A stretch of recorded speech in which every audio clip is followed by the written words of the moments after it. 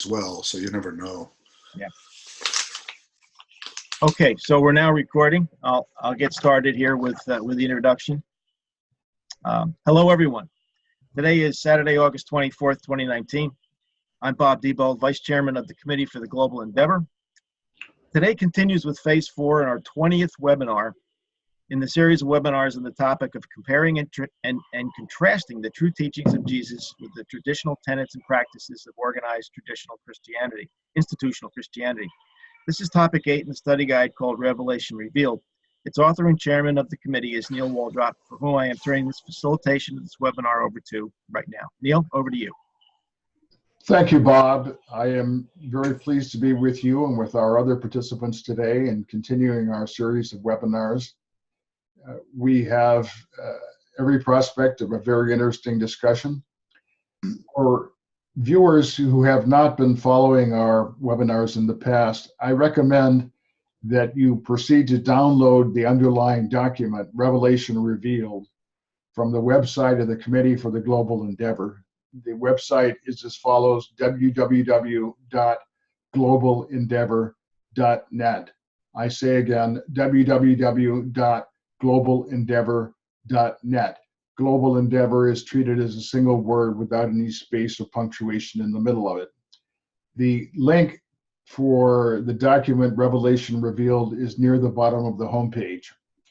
Because of what we are also planning today, I recommend that you download one other document which is also available from the homepage. It's called Living the Real Religion of Jesus. It's a new essay of mine that we will start discussing today. And the link to that document, I say again, Living the Real Religion of Jesus, is also available in the same location on the homepage. I think it is 3 links upward from the link for Revelation Revealed. Now, because those of you who are watching us have no opportunity to ask us questions while we are conducting the webinar, we offer you the alternative of sending us in a question or two by email. If you wish to do that, you would use the email address that is listed at the bottom of the homepage of the same committee, the Committee for the Global Endeavor, and the email address is as follows: info@globalendeavor.net. We reserve the right to edit your question if we decide to use it in a future webinar, but if we do that, you will then get an answer from all of us, not just from me personally. So now I would like to proceed into the substance of our discussion today.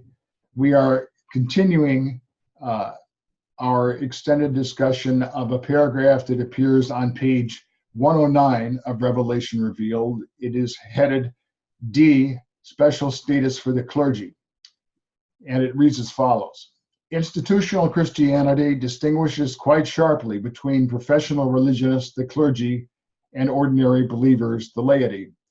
Here we must note, however, that the clergy's prestige, privileges, and authority are crucial in the Roman Catholic and Eastern Orthodox branches of Christianity, whereas Protestant denominations are substantially less hierarchical, and some of them come close to being democratic. Now, in previous discussions of this general topic, we had turned over to a specific case, namely the civil authority of the popes, and in particular the kingdom that the popes established, a kingdom whereby the popes ruled the middle 1/3 of Italy for over 1,000 years until 1870. To put that question in context, I would like to once again read a paragraph from paper 19, section 1, in which a divine counselor makes the following statement: The true perspective of any reality problem, human or divine, terrestrial or cosmic, can be had only by the full and unprejudiced study and correlation of 3 phases of universe reality: origin, history, and destiny. The proper understanding of these 3 experiential realities affords the basis for a wise estimate of the current status. Now, in the past, we talked about how Christianity originated. We have, from time to time, talked about its destiny. This material that we are discussing today pertains to history. In regard to this, there are two explicit statements of Jesus that provide a background. He said, "My kingdom is not of this world." That's a verse in chapter 18 of the Gospel according to John, and it is reported in 15 paragraphs of part 4 of the Urantia book. In addition, he said, "Render unto Caesar the things which are Caesar's, and unto God the things which are God's." This is recorded in 2 verses of the New Testament and in 4 paragraphs in part 4 of the Urantia book. In addition, in paper 70, Melchizedek warns us that union of church and state is one of the grave dangers that human beings must avoid if we wish to maintain our freedom. That's in section 12 of papers 70, paragraph 17. So now we continue on with the series of questions that pertain to the kingdom that the popes established. We previously talked about questions X1 through X6, and therefore we will start today with question X7, which reads as follows. X7, please comment on the doctrine of papal infallibility that was adopted during the First Vatican Council. I should note parenthetically that this discussion and questions X8 and X9 that will follow correlate with a very long list of attachments that I circulated to all the participants in advance, and indeed have sent out also in connection with my weekly summary. So let me see if I can get a reaction. Please comment on the doctrine of papal infallibility that was adopted during the First Vatican Council. Would you like to be the first to address that, Stephen? You just muted yourself. Sorry. Yeah, I'd like to comment on an excerpt that you had in your last email. It was excerpt 5 from the Hassler book. That's kind of in the middle of a long number of, well, the last excerpt that you mentioned from the Hassler book. He says there that he's talking about infallibility. The new dogma taught that the Pope was infallible in matters of faith and morals, a uniquely ideological thesis. Here's what I'm contesting. This claim extends not to one doctrinal statement, but to all of them. It covers every single one. That, I believe, is an incorrect statement. There are limits on the doctrine of papal infallibility. Papal infallibility does not apply to the creation or generation of new doctrine, only existing doctrine. If the Pope makes a comment or affirms an already existing doctrine, that can be considered infallible because it's conformable with sacred scripture and apostolic tradition. So new dogma is not included. Also, what is not included is what's called ordinary and universal teaching based on the authority of bishops. And not all doctrine is considered to be ex cathedra, that is defined by the Pope or an ecumenical council.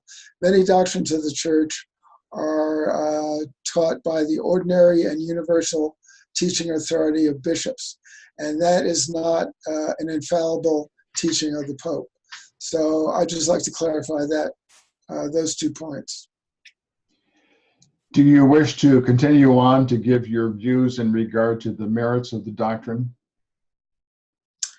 Well, the doctrine of infallibility, I mean, it's nothing that I can relate to, but in that I'm in agreement with Pope Benedict XVI, who said in 2005, the Pope is not an oracle. He is infallible in very rare situations, as we know. So he was doubtful about the doctrine. Pope John XXIII once remarked I am only infallible if I speak infallibly, but I never do that, so I am not infallible.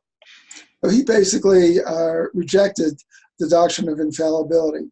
So I'm in agreement with those two popes. Thank you. Marvin, would you like to be the next person to comment? Sure. Well, I can only speak, I can't speak from the basis of a great deal of familiarity with Catholic doctrine or history in this regard. So I'm afraid I must plead ignorance in that regard. So I guess my comments really spring from the context of my background in the Urantia revelation and how I understand the phenomenon of infallibility in religious or other interpretation as it plays out in human life. So with that limitation, I'll say this about that. Inside of each human being, there's a perfect fragment of deity, right? Including the Pope. And we all enjoy that perfect, infallible fragment equally. And that presence, that pre-personal presence of God is trying to convey spiritual truth, beauty, and goodness to us in each moment. Our mental mechanisms are primitive, biochemically based. When I say primitive, very ill-developed, very almost premature. They speak of us as embryonic, spiritually embryonic beings, meaning we haven't been born yet. So our mechanism for discerning truth, beauty, and goodness, reality, in a sense, is very ill-developed, whether you're a pope or not. So our ability to discern the perfect leading of God is subject to great distortion and incompletion, always. That's my working assumption, is that my ability to understand what's true and real is always compromised by my primitive state. And I need to continually seek spiritual guidance. And one of the remedies or buffers that helps me to act in a way that is wise, good, or true relies in group wisdom, to the extent that human beings can pool their understanding, their wisdom, as they're each inspired. They might gain greater accuracy as the leading of God. So, I mean, that's a factor. So I don't think there is such a thing as papal infallibility or human infallibility at all, except with certain limitations and understandings in the person of Jesus, who was a divine being in a human form. So I don't believe it. And I think it leads to problematic developments historically in religious institutions when you say that any one individual or even group of individuals are infallible in their judgment. I think I'll stop there. Thank you. Doreen, would you please comment? Oh, well, I'll do my best. Of course, I think I said last week that Jesus said to Nathaniel that only the creators are infallible. Nothing that human nature touches is infallible. And I have thought about it. We talked a lot about some of this last time, but in thinking, what does that mean? It means you're incapable of error. I don't care if it was past, present, or future. That's crazy. And as well as they had said that this came from Peter. And he was told, and it also read it came from Jesus' writings and said that the Pope is, infallible. Anyway, and so, I'm thinking, how do you come to such a thing? What's the reason?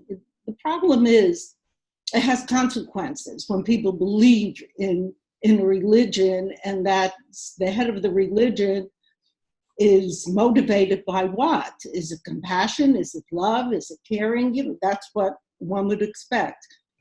But on the other hand, the consequences of infallibility with the Catholic Church And the doctrine, it was that, in the third world countries, they really were affected by it adversely.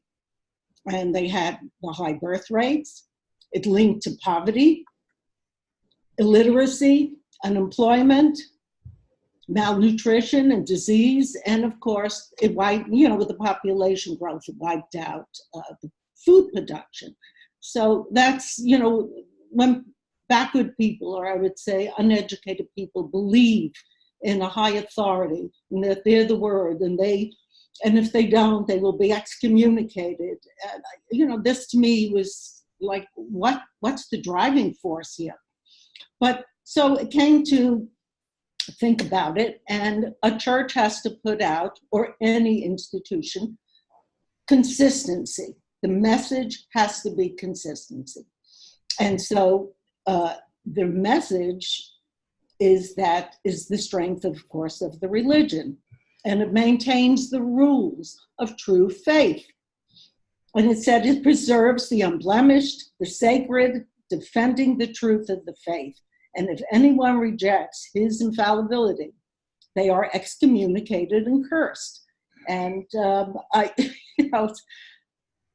any thinking person would contest this and not swallow it hook, line, and sinker. But at that time, I think it was consistent with the history of many primitive religions and their gods, and they were all infallible, whether it was the fire god or the tree god, the water god, whatever.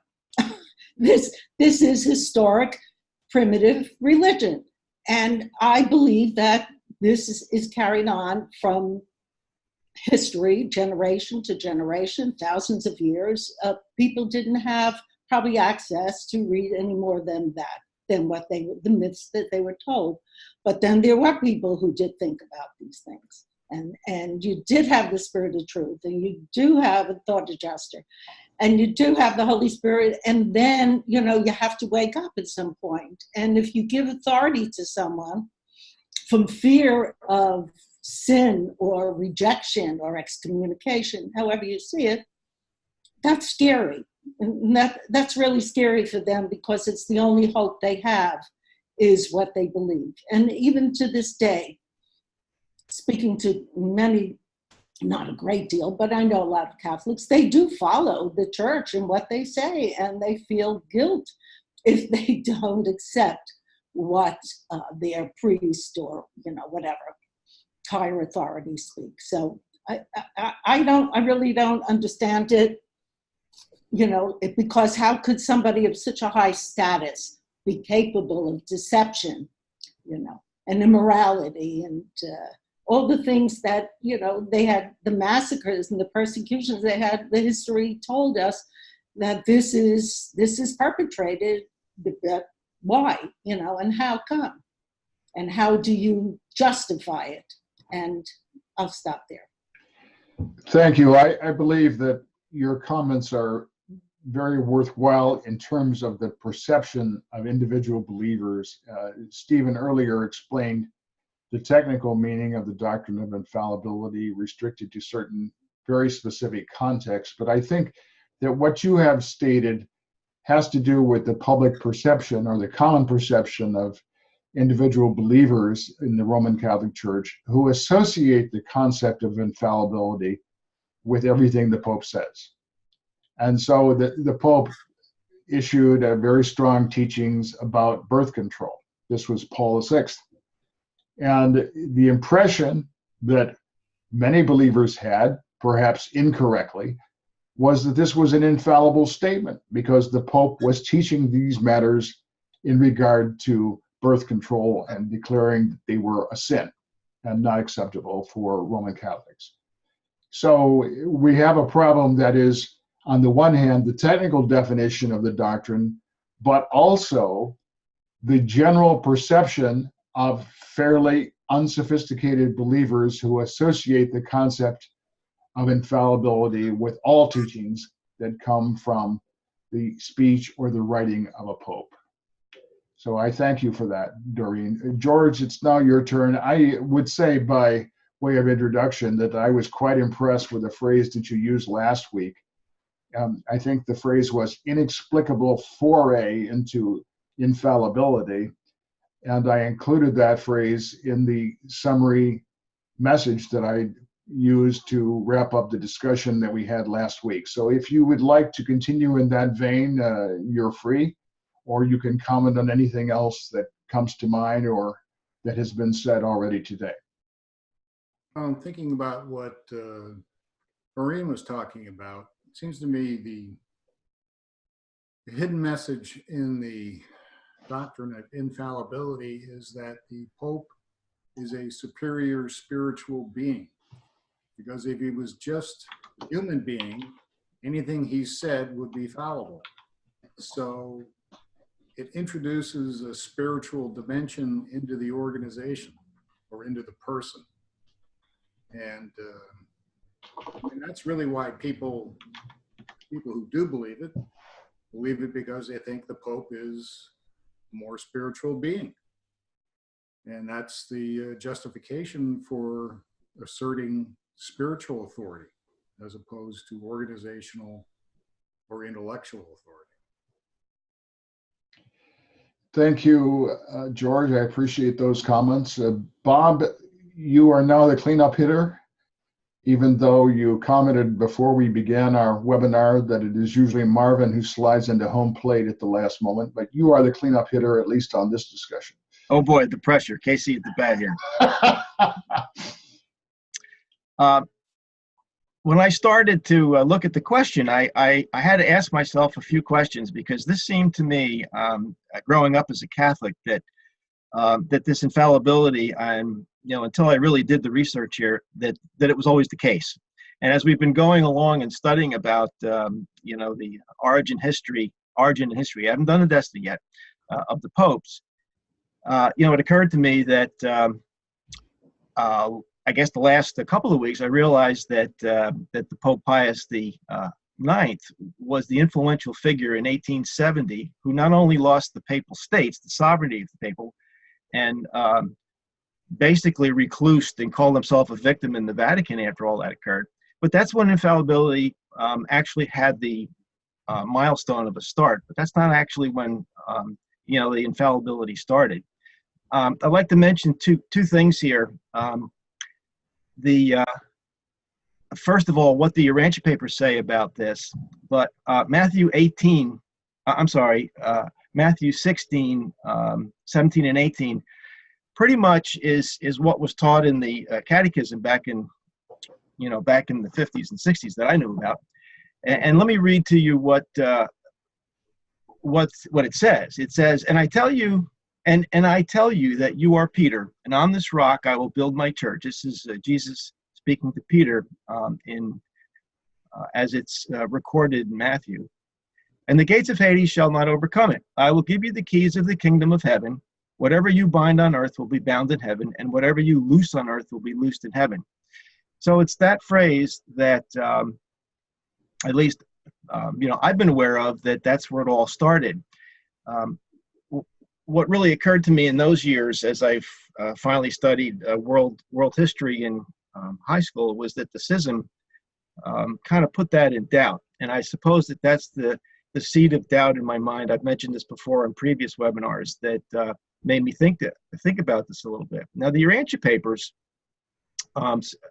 only quote this when Jesus is talking to all the apostles, and he's telling them it's the last time he's going to speak to them and give them advice. And he says to Peter, "Put not your trust in the arm of flesh nor in the weapons of steel. Establish yourself on the spiritual foundation of the eternal rocks."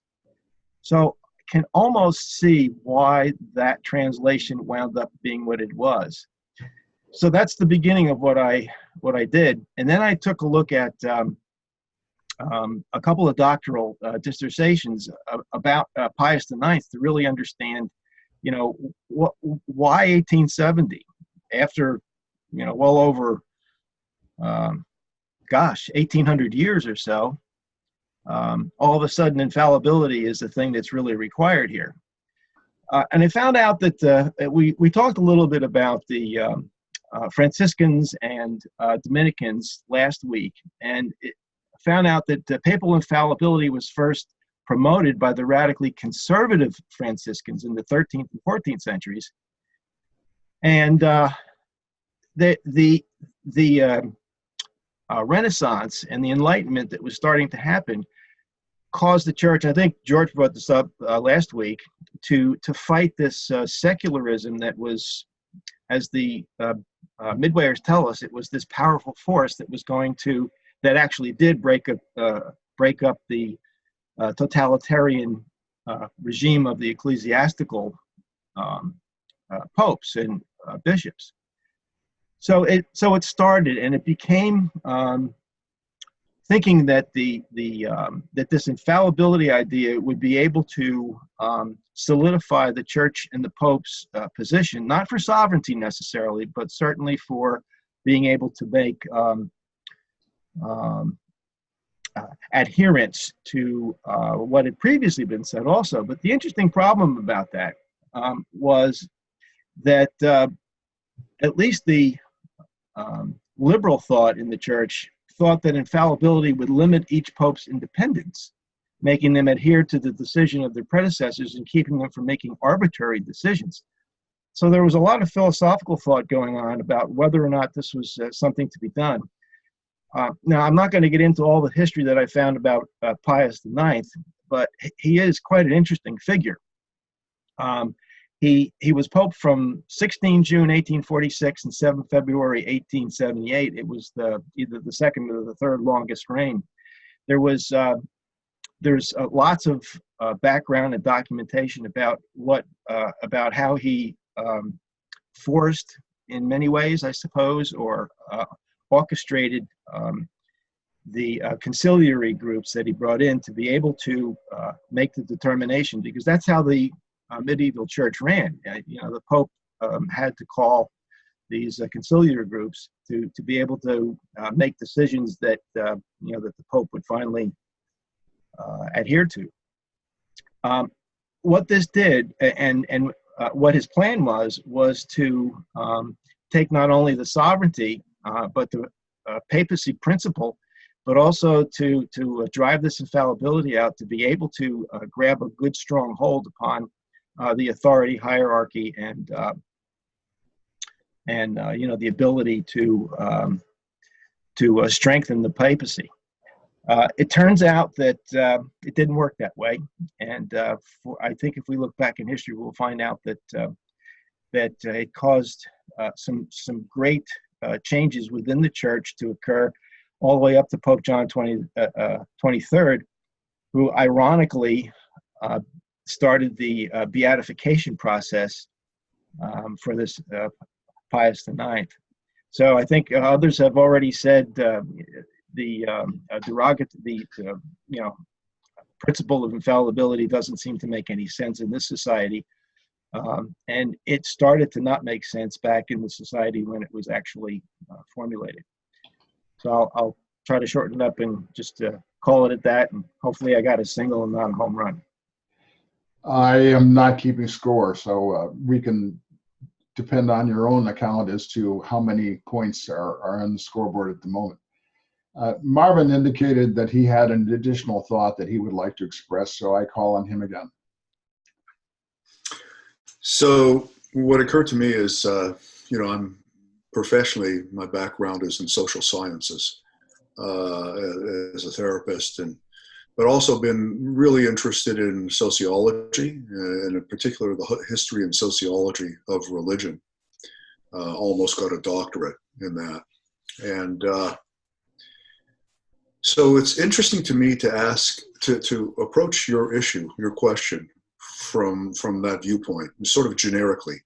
And the way I would phrase the question is, you've got three elements that often are in an arrangement in an organizational situation. You've got power, authority, and responsibility, right? And anytime groups function and there is leadership, you have to make allowance for the interaction of those three types of phenomena. Who takes responsibility for the group to accomplish things? What authority does that individual or individuals have what power do they have to move the group process forward. So sociologically, you're really you're looking at a very critical set of variables in terms of the nature of leadership in groups. And that's true for any group of human beings as they function as a group, right? In the religious realm, those kinds of questions come under the rubric of what's called polity, which is the political structure of a religious group, right? That's called polity. And there's a history of religious groups. Every religious group has its polity, meaning the arrangement of leadership in relation to power, authority, and responsibility for where the group proceeds. In both in therapeutic context and in sociological context, you have problems when these allocations are not clearly delineated. So for instance, when in a social group, individuals have responsibility for certain things to happen, to be carried out, but they have neither the power or the authority to carry them forward, that's a dysfunctional situation.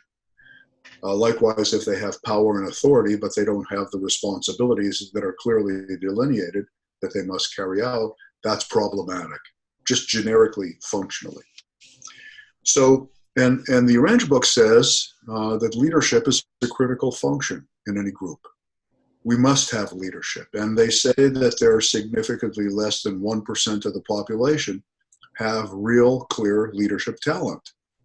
So, you know, how these things are arranged to where a group determines its leadership structure and gives those leaders responsibility for the accomplishment of tasks and gives them power and authority to move group process along. These are generic and critical questions for any group of human beings to answer if they're going to function effectively as a group. And that's true for a religious group as it is for a social group or a family or a political entity, a nonprofit entity. It's true in organizations in general. So if you have that as context for this question of infallibility, it's one arrangement. It's one arrangement for the determination of leadership, control, and power to move the functions of a group of people forward.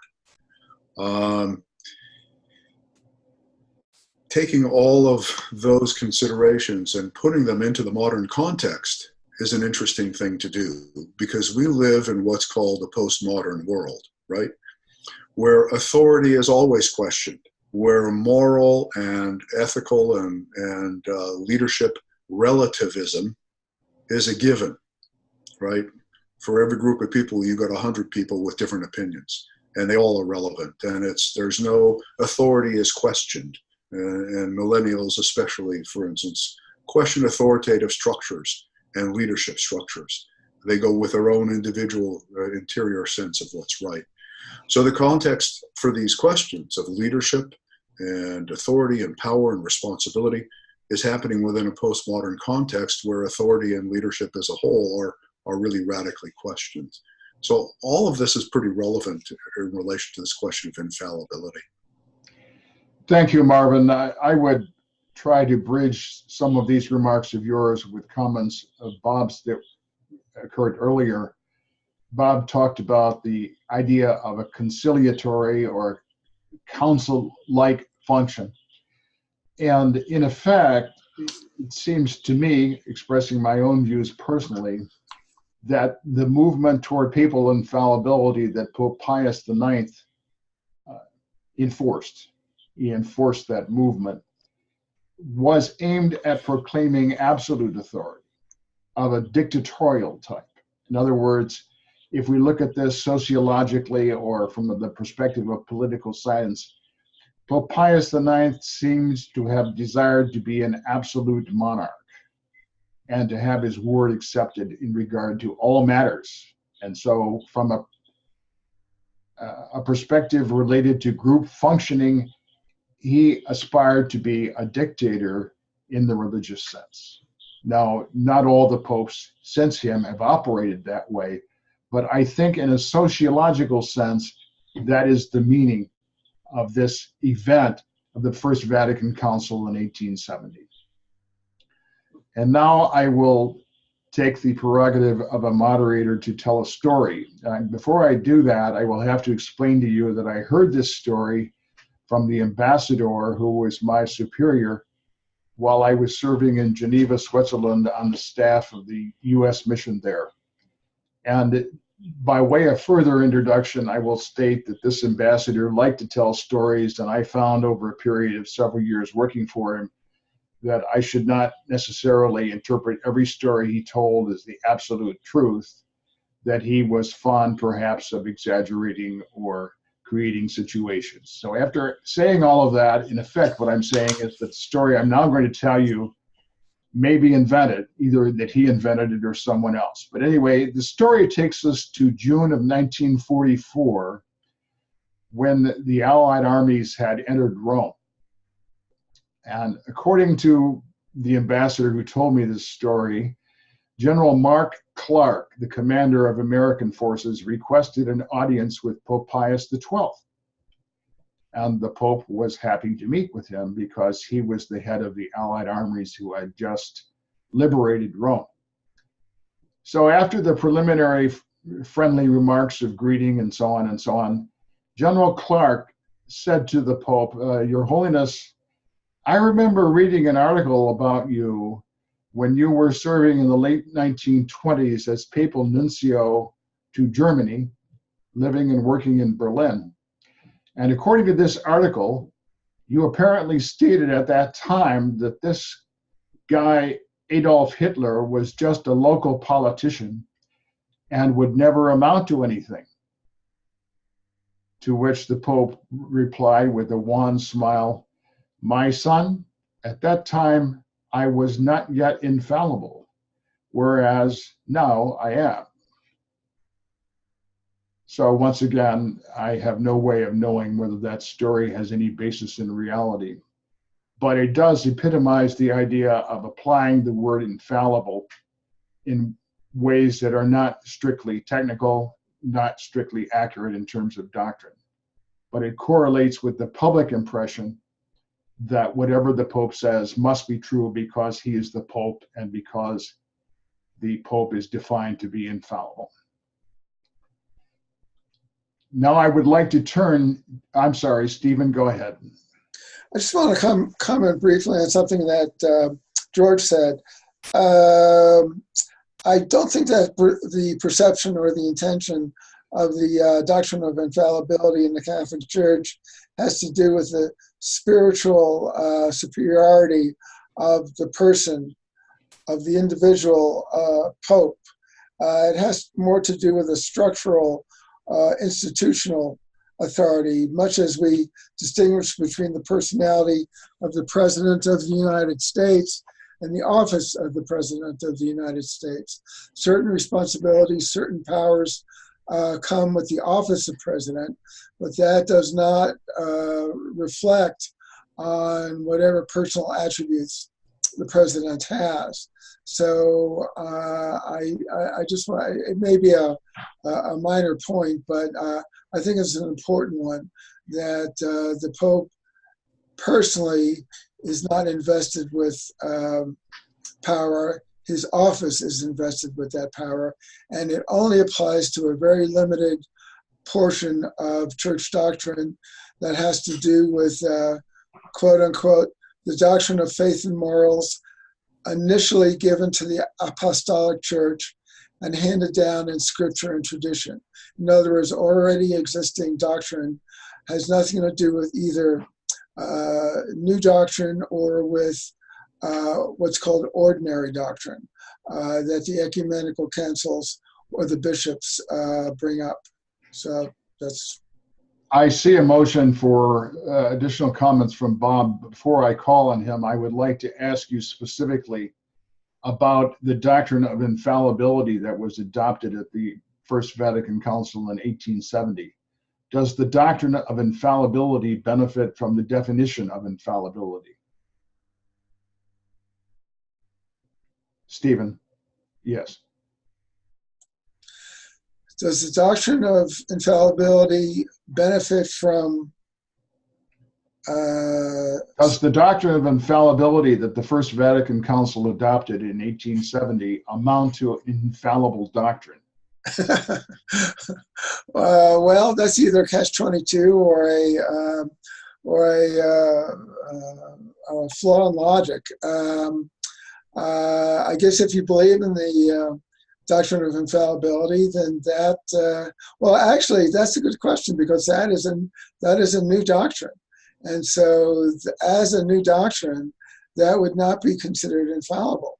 So that's interesting. I hadn't thought of that. So, but I haven't seen that brought up anywhere as a logical critique of the doctrine of infallibility. So that's interesting. However, it was approved by the Ecumenical Council of Cardinals. So I think in that case, that might be what tipped the balance in favor of the doctrine being, acceptable for the church. Thank you. Bob, I now recognize you for additional remarks. Yeah, just one quick thing. I tend to agree with Steve, because when the Pope makes an infallible statement, usually it's in the front of an encyclical, and he signs the imprimatur, as they say, his signature. It's out of ex cathedra, which is the full authority of the office, out of the office. From the chair. From the ex cathedra literally means from the chair, and they interpret it to mean from the chair of Peter. Oh, good. Yeah, concur. So the Pope's infallibility is defined in the Roman Catholic doctrine as the ex cathedra. However, I don't think it's an either or between what George's thought was and this idea of ex cathedra, because it does get to be a pretty slippery slope. I've kind of used that term before, getting the foot in the door, so to speak. The Franciscans, as I had said earlier, thought that, because they were the very conservative group, they felt that if the Pope was infallible in the domain that he could be infallible to, or with, then it would limit the things, because everything that a previous Pope would say would be an infallible statement, and you couldn't go against it. So this is quite an involved subject that I hadn't realized or even thought about it until we started studying this. And there's a number of doctoral theses, and Kung is certainly one that speaks long about this. And we're just covering the surface here, but I don't think, my point is that I don't think it's an either or. I think it's an and both with these two situations about these slippery slope, is that it becomes a spiritual, it's the Pope, it's the individual, even though it's ex cathedra. Over. Okay, I think I would like to go on to question X8, which is probably not going to require as lengthy a discussion as we have had in relation to question X7. Question X8 reads as follows. In December 1979, Pope John Paul II disciplined the German theologian Hans Küng by stripping him of his ecclesiastical teaching privileges so that he could, quote, neither be considered a Catholic teacher nor engage in teaching as such, unquote, as stated on page 3 of attachment 12. Further, in the year 2000, the same Pope beatified Pope Pius IX by presiding over a formal ceremony in which Pius IX was given the title Blessed. How do these two official actions of John Paul II compare with his carefully cultivated public image as a kindly and congenial grandfather? Doreen, I'd like to give you the first shot at that one. Okay, thank you. It's interesting, I met Hans Küng when I was in Peter Lawrence's study group, and Hans, they had a private meeting in St. John the Divine in Manhattan. And I was invited, and he had written his book on global responsibility, and he talked about that. but he never, and I just wrote to Peter this morning and asked, do you remember him ever speaking about, what they did to him, what the Pope did? And he said, never, he just didn't. So I thought maybe I would add something. But anyway, he was a really nice, very, very pleasant person. Now, when I started to question why, why does the Pope do that to someone that is a scholar and a theologian and so many years devoted his life to his religion and taught it well, and then I found a lot, and I mean a lot, and why. So, it said, number one, that, and it all had to do with this idea of infallibility. And well, that's what I guess got it started. And it sent a lot of apprehension through the Catholic scholarly community. And it threatened to further split the church between the liberal and the traditionalist camps. Now, it said they had a public debate over it on the topic, and it became an irritant. And he was largely responsible for the Vatican withdrawing his permission to, for him to teach theology. Well, now I looked at what did he say, and holy smokes, he in essence said the Pope had two faces, one to the public and one and the other inside, the church. Well, he didn't treat the people very well, while he went on to say about human rights in the world, and he spoke, how wonderful, how he treated. But he said he didn't treat the bishops or the church theologians, and especially women, very well. He said the church has not signed the European Council's Declaration on Human Rights, and that was one thing.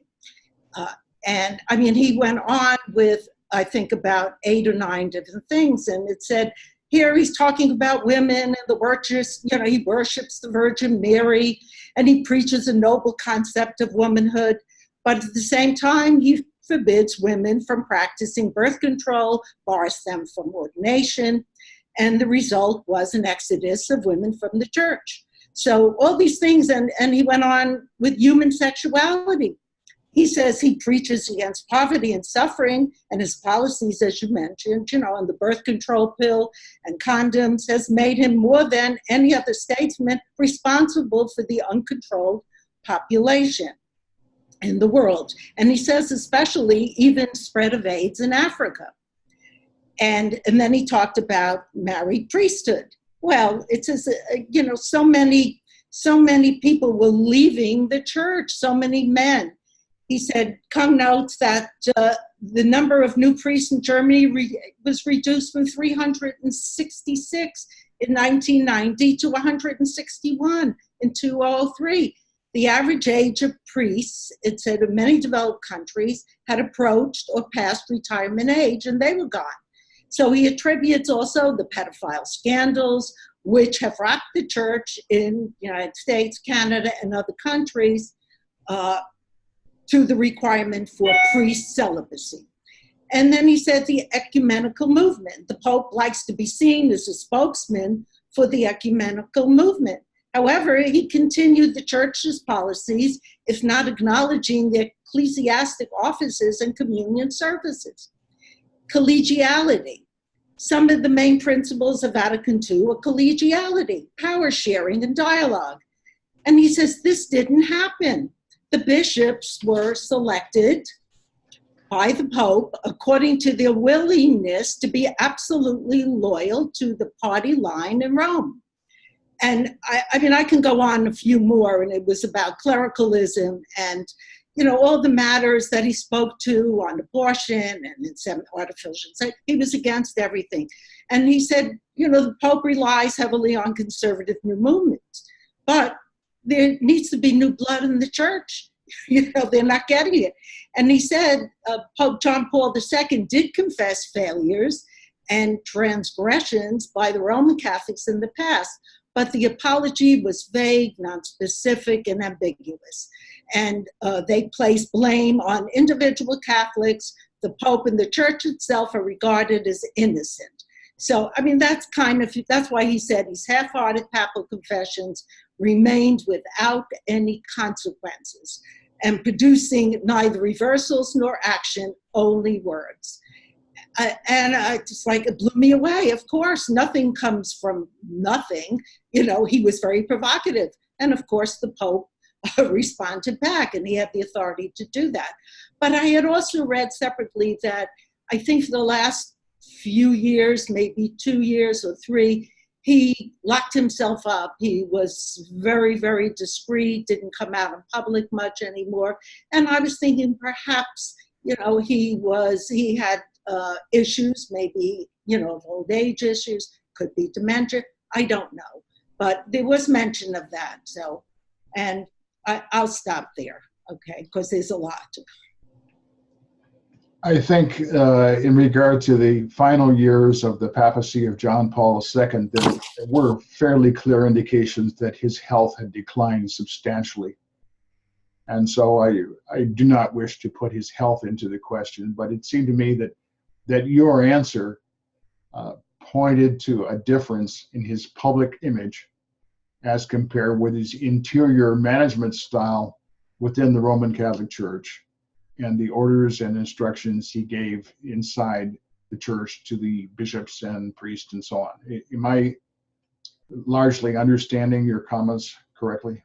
Oh yes, definitely. Well, that's what Hans Küng wrote, and this is right from his book. And I understand the consequences of the Pope's actions, because I didn't understand why at first, but now I do. And of course, that's retaliation. Okay. George, would you like to chime in on this issue, please? Sure. I don't really have much to say. The question, to me, just seems political. It's all about political organization, political actions, political deceptions. And so, since there really doesn't seem to be any spirit content, I think I'll just pass. I don't really have anything to say. Would you interpret these two actions as, in effect, a defense of authority? A defense of authority? Yes. Well, certainly muzzling Küng was a defense of authority. I don't know what you call handing out awards. I mean, that's what, the church, that's what he was doing. He was handing out an award to a previous pope. So again, to me, it just seems like politics. I may be way off the mark, but that's just the way it seems to me. Thank you, George. Marvin? Well, I've been thinking as we've been having our conversation, and it is relevant to the particular point in the conversation where we're at now. But I've been thinking about what are the parameters for leadership and authority and power that Jesus laid out, Jesus established as he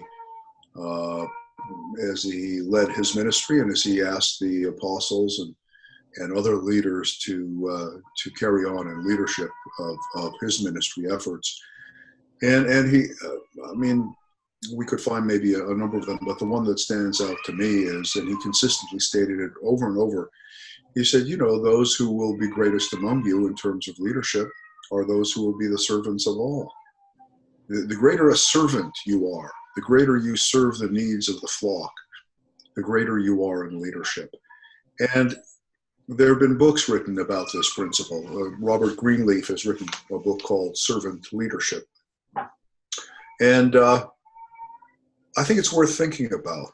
So if you look at Hans Küng and you look at the Pope that you've described, it's an interesting question to ask. Who was more of a servant of the needs of the populace over those years? Or was it Hans Küng or was it the Pope? And I think it would be an interesting discussion to have. Hans Küng was one of the most outstanding servants of Christian principle in modern history, recent history. Very active in ministry and courageously so. So the question is, well, who was really the leader in that situation. And you know, you take a look at Jesus before Pilate and then before the Sanhedrin, where he was just silent, and he adhered to that principle. I mean, who really constituted real spiritual leadership? Who really ministered to the needs of the populace spiritually? That's your criterion for leadership, I feel, not any dictate of infallibility or political power. Those are the characteristics, the marks of human leadership, human power and politics, not spiritual leadership. So I would just sort of toss that comment into the conversation. Thank you. At this point, there are two of you, Bob and Stephen, who have not yet had a turn. I have to decide to call on one of you first. I gave Bob the cleanup hitter role in the last go-round, and so I think I'm obliged to call on him before Stephen, so that Stephen will be the cleanup hitter in this particular case. Bob, your turn. Yeah, I always like when I get those intentional walks. That's puts the pressure on the guy behind me. We have a baseball metaphor here today playing with. I can't do much better than the detail that Doreen posited, but I do want to read one quote by Kung that I think that she didn't read, just to support all those things. Doreen, you did mention that that the Pope seemed to be two-faced, and what came to mind is the Roman god Janus, who had a face in both directions. And what George said about politics and Marvin supported, I certainly see it that way too. We had a discussion a couple webinars ago, or maybe even last one, about was all of this really inevitable? Did Jesus, who never got involved in anything of the politics, give unto Caesar which is Caesar's, God which is God's, was a clear separation of true religion versus versus the state. So was all this politics really necessary to get us to where we are today? What would the Master Seraphim be saying if we could interview the Master Seraphim and say, was this all inevitable? Did you support any of this? Do you think it's would really like to have that discussion? But just one thing that Kung wrote in part, he said, Carol Wojtyla, and I'm not saying that last name correct, the Pope, John II, was not the greatest Pope of the 20th century, but he was certainly the most contradictory. And Neil, that would be the word that I would have used to answer your question. It sure seems like this Janus-faced individual who was playing politics, obviously, putting a face forward, in one direction, a public face, and in the back, quite different. Outwardly, he called for conversion, reform, and dialogue with the rest of the world, but this was sharply contradicted by his internal policy, which was oriented toward the restoration of the pre-Second Vatican Council status quo, obstructing reform, denying dialogue within the Church, and absolute Roman dominance. From what I can tell from the research, that seems to be, at least from the 19th century on, being that the world was very global by that time, by the 16th or 17th century for sure, 18th century for sure, I should say, the world was in a global state. So, was all that papal political necessary for moving those things that the true teachings of Jesus, along with this outside cocoon of all that had taken place? One other quick thing, and that is conservative versus liberal. It sure seems as though that the split in the 13th and 14th century, with societal thinking between conservative and liberal, seems to be the tension that we're dealing with even today in not only politics but in economics, etc. And I think I have to look back on the Master Seraphim and most of the Master Seraph, most of them, not all of them, of course, are leaning towards the progressive side. So just tossing that out as a thought, it sure is the tension in our society, and it's been the tension, and certainly was the big tension by 1870 with the popes. Over to you, Neil. Thank you, Stephen. Now I will fulfill my promise to turn to you. You're still muted. Yep. Okay. I have not really looked into this as deeply as Doreen has, but my impression of his papacy, Bob used the word contradictory. I might even go so far as to call it paradoxical, where he was very conservative theologically and institutionally. However, he was also very, I guess I'll use the word progressive, in terms of pointing fingers at the church in a way that nobody had before him. And there were many, many times that he put out apologies for the previous behavior of the church. And I'll just list a few of them here quickly, when I can find it here. But where is it? Yeah, okay. So first of all, he was known as very, very important in fighting communism in Europe and fighting the imposition of communism into Eastern Europe. That's probably the thing that's best known about him. The various apologies that he issued had to do with the treatment of Galileo, had to do with the Catholic involvement with the African slave trade, has to do with the church hierarchy's role in burnings at the stake and religious wars that followed the Protestant Reformation. He issued apologies for injustices committed against women, violation of women's rights, and the historical denigration of women. In a letter he wrote to quote, unquote, every woman. He also apologized for the inactivity and silence of many Catholics during the Holocaust. Those are some examples. He also did institute quite a number of the very first actions in the church against sexual abuse of children. Now, he was criticized for not going far enough, but of course that criticism can always be made, no matter what anybody does, that in some people's views, it doesn't go far enough. And of course it didn't, but he was one person in one period of time. So I'm not sure that those criticisms were even fair. What he did in getting the church started on that road, I think, was extremely significant.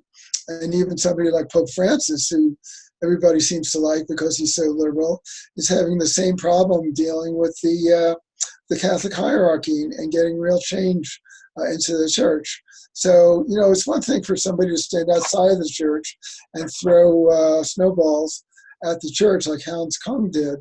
Kind of reminds me of, but Hans Kung doesn't have to deal with the institutional resistance that's already in the Vatican and in the church at large that the Pope does. So Hans Kung kind of reminds me of Bernie Sanders, who can stand outside the government running for office and saying, I'm going to spend $16 trillion on this and $14 trillion on that, and there's going to be 3 chickens in everybody's pot, and vote for me. Well, that's totally unrealistic. So, in my opinion. So, I mean, Hans Kung's criticisms have a certain amount of validity, but he's not the one that has to deal with the institutional resistance inside the church itself. And that's something that a Pope always has to deal with. So I just want to throw that perspective in there. Not that I'm defending any of those horrible activities of the church, but you have to put this in a certain perspective. And Hans Kung's activities are very valuable as a criticism, but he has no power to change anything. within the institution itself. Thank you. I think Doreen is asking for additional comments. Yeah, just a minute. Oh, and I appreciate what Stephen said. I think was very good. Yes, and it sounds to me just like a politician. You have to have a public image because the main thing is the church was losing a tremendous amount of finances. When you lose the people, then what happens? Everything is affected by it. So it's not, yes, Hans Kung could only teach now, not outside the church and other theologians, but it's again, the integration when you're a religious leader. See, I don't compare it, to just normal people. When you're a religious leader, my God, in the world, you have to integrate your personality. You can't say this and do that. How can people regard you with that dignity that is required of a pope? And I think there were more feelings that were involved. And of course, he didn't write everything. And yes, Stephen may be right and everybody else, but it's just what he said. And to me, that helped me, to see, yes, you have power. What does a leader do when you have power and somebody goes up against you? You destroy them. And that's done, I guess, throughout history. Thank you. Thank you. Marvin, I'm reluctant because we've already run on quite a while, but if you could promise me to be rather brief, I will recognize you. Yeah, very brief. I just wanted to pick up a theme that Bob shared at the tail end, that it kind of got lost in the flow of things, and that is the dichotomy between conservative and progressive dynamics in any institution, and certainly in modern culture. And just to make the observation that the Catholic Church is a massive phenomenon, a global phenomenon, and it has expressions that are quite progressive. I think of Daniel Berrigan and some of the protesters, the Vietnam War, and liberation theology, which is very involved in progressive and even Marxist points of view in South America, all the way to the most conservative end of the spectrum as well. And that's all subsumed within the global structure of the Catholic Church. So I think we should have a cautionary note that these massive global institutions are really quite varied in how they function in society. That was my only thought. Thank you. You have the last word. I will now go on to question X9, which is basically a free pass for anyone who wants to make additional comments on any aspect of this discussion, the one that we've been carrying on for several weeks. And the question reads as follows: X9, although the preceding 8 questions serve to explore key aspects of the documents that I attached, I am confident that examining this detailed and complex material led you to additional insights. Please permit me to offer you the opportunity to comment on any factor that you may wish to identify and focus on. In this case, I will reverse the procedure that I used in the previous round and call on Stephen first. Okay, I'm just going to recite a few points that I made after the last session. I sent them in writing to Bob and Neil, so I'll share them with everybody else. Last week, Bob described the foundation of the Roman Catholic approach to dogma, and the foundation being based on scripture, tradition, and magisterium. And I thought of the Anglican foundation, which is called colloquially the three-legged stool in Anglicanism, and that includes scripture, tradition, and reason. So the difference being between the Roman Catholic approach and the Anglican approach is a difference between magisterium and reason. Now, that's a huge differentiation there. Magisterium, I think, includes the use of reason, but it really uses institutional power instead of the kind of the freedom of the reasoning mind, which can be also spiritually influenced. So I think magisterium can be reasonable, but it certainly doesn't have to be, because it's basically institutional. Whereas in the Anglican Church, reason is not essentially institutional.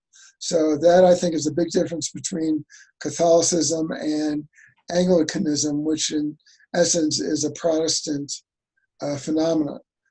So that's a good illustration of that. I think Bob also brought up the principle of, in Protestantism, sola scriptura, which means that our faith discussion as Christians is based only on the Bible, sola scriptura. And I've always had a problem with that. And I'll just read what I wrote to Bob and Neil. In order to attain the ideal of uniformity or commonality of understanding in sola scriptura, it leads directly to the idea of quote unquote literal interpretation. Now, that's a phrase that's used quite commonly in Protestant circles, where you need to have a literal interpretation which equals the true interpretation of a text. But if you think about the term literal interpretation, it's an oxymoron. It's logically impossible. If it's an interpretation, then it's not literal. And if it's literal, it can't be an interpretation. So that whole idea leads to a lot of problems in Protestantism. And it really leads to an endless proliferation of Protestant sectarianism.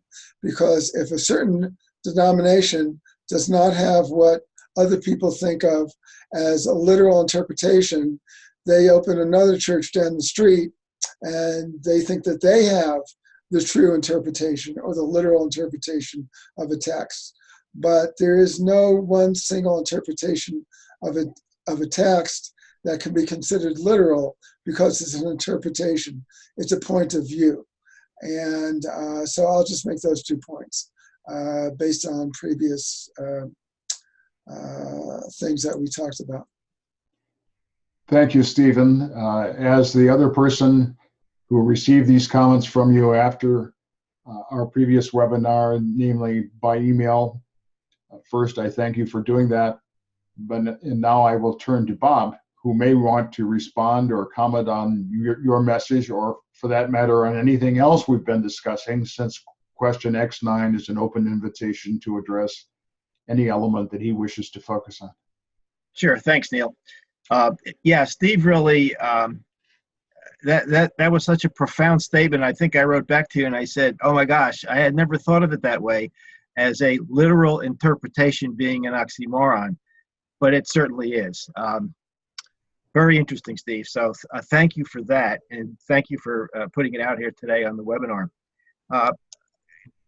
I had a thought, Neil, that we're probably going to get to a little bit more that you've discussed in your emails, that maybe we didn't draw the thread of topic 7 of personal religion through everything that we've talked about here.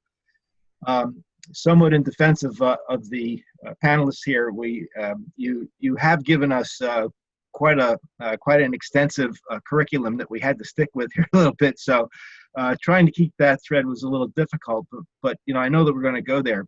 So I do want to talk a little bit about, or kind of throw out the idea that something that David Cantor writes about a lot and has written about a lot, and his statement is, and I brought it up before in webinars, it's a personal universe. A personality is the as the Urantia, as the fifth epochal revelation provides to us, gives us so much in the cosmic contents.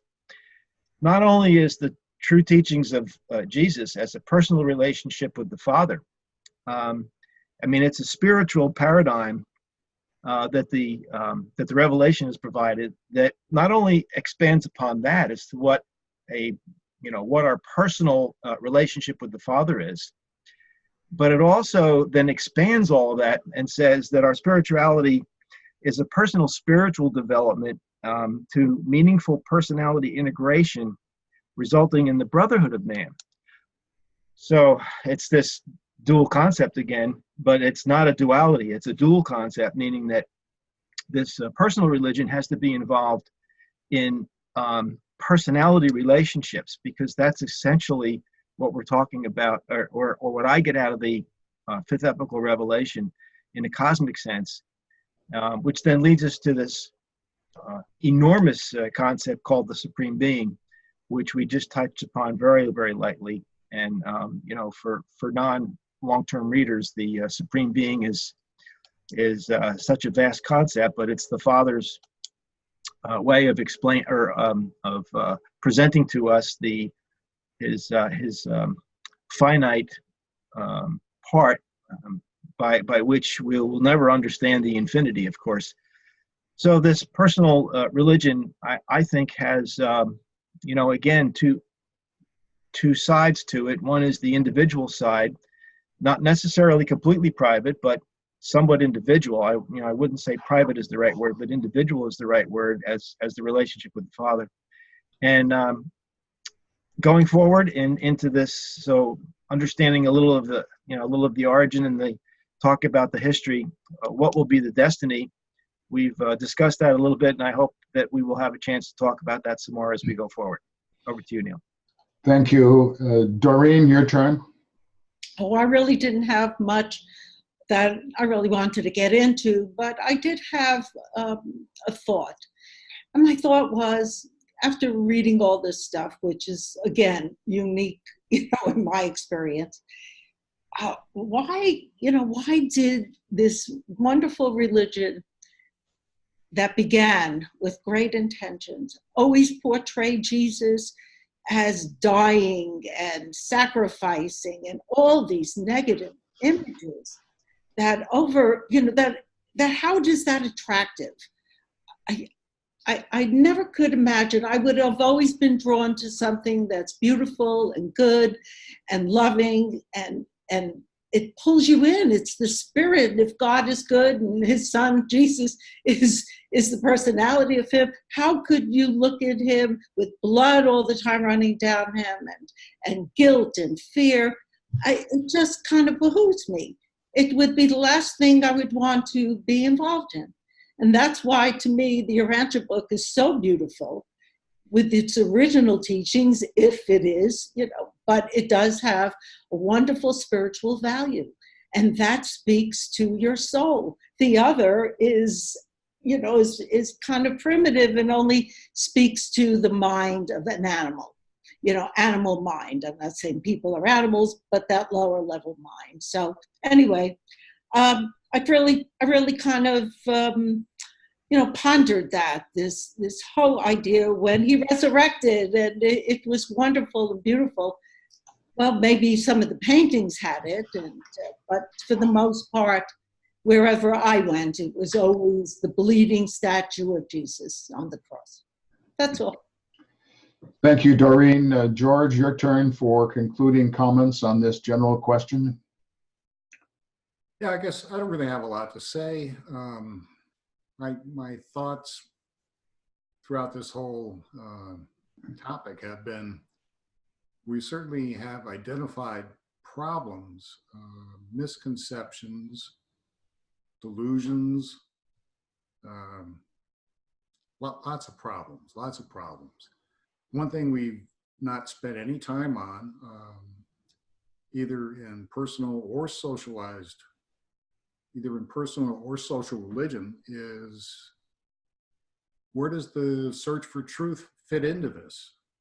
We've had no discussion about what it means to search for truth and how that plays out in both the personal realm of true religion and in the social aspect. So your paper, I think, that you presented is timely, because I'm feeling a deficiency. We haven't spent, for me personally, it's always been about the search for truth. So I'm hoping to get to that part of the topic. Thank you, George. You have indeed identified a major portion of my motivations in writing that new essay, Living the Real Religion of Jesus, and I am looking forward to profound discussion with all of you. Marvin, it's your turn. Well, I'd like to what I was going to share actually is at least somewhat related to what George was speaking of. To me, the general theme, and I think I tried to sort of pick it up a little bit earlier as well, the general theme of this conversation of the last few meetings really relates to the question or the issue of leadership.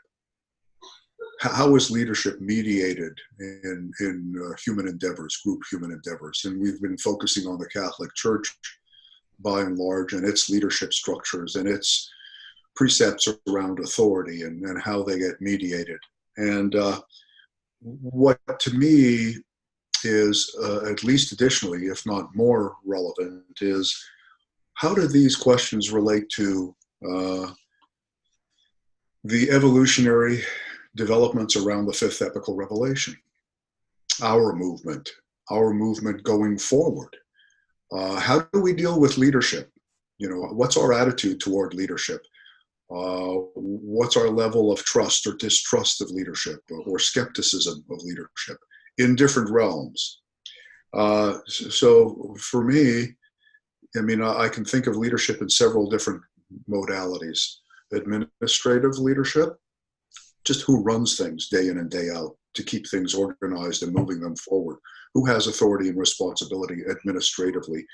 Related to that is political leadership. Who sort of says, here's the mission, here's the purpose, let's proceed forward. Political leadership in a sense. In our movement, in our culture, we've made plenty of provision for what I'll call intellectual leadership. We've got study groups, we've got conferences, there's lots of study of this text. And those who are proficient or capable of leadership intellectually, in intellectual conversation, rise to the surface and provide leadership and are sanctioned in their leadership in one way or another.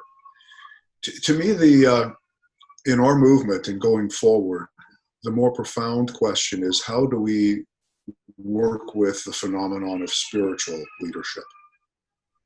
And I think we have a real approach avoidance issue with spiritual leadership in the Urantia movement. And with the whole focus on personal spiritual experience. What it says, the undercurrent underneath that assumption about the emphasis on personal spiritual experience is we distrust spiritual leadership in a group setting. And many of us have left or departed from group religious activities that are evolutionary phenomena. And so we come with that bias. And yet, if you take a really thorough look at what the revelators themselves are telling us about spiritual leadership and its nature and the critical function of spiritual leadership, the revelators are very clear. You have to allow for spiritual leadership, or else your group religious function, in terms of making a difference in the world, will end up being relatively ineffective. You just won't accomplish much. So we have to come to terms with and really begin to get deeper into the nature of what spiritual leadership is about in our movement. And how do we give, I won't say responsibility or authority, and I think it has to do with this business of servant leadership. How do we confer leadership function on the part of those who are strongly called to service ministry in outreach with spiritual leadership and in the spiritual development of people's lives? How do we mediate that in our movement?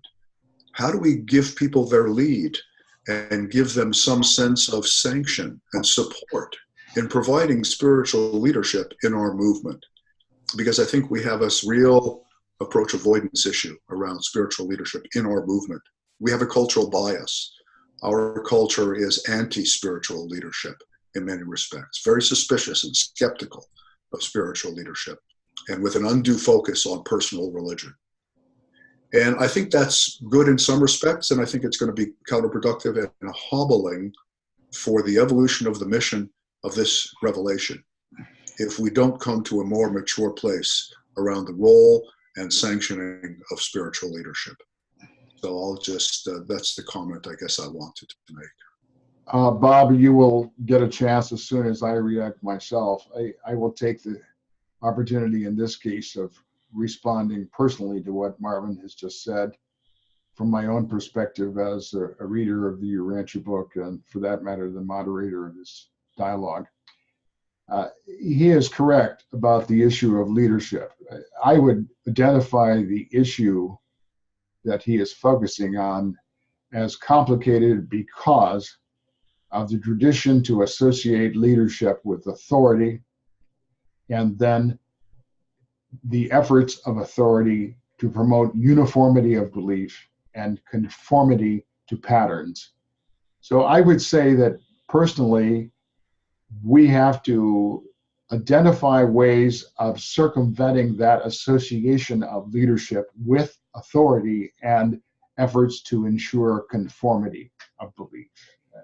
Unless we circumvent those associations, which are very deep in the Christian tradition, we will not be able to reach a comfort zone pertaining to authority. Bob, your turn. And then I'd like a follow-up to your response. Because All right. Why don't you follow up to excellent. my response now, because we have a continuity, and then Bob can come next. That's good.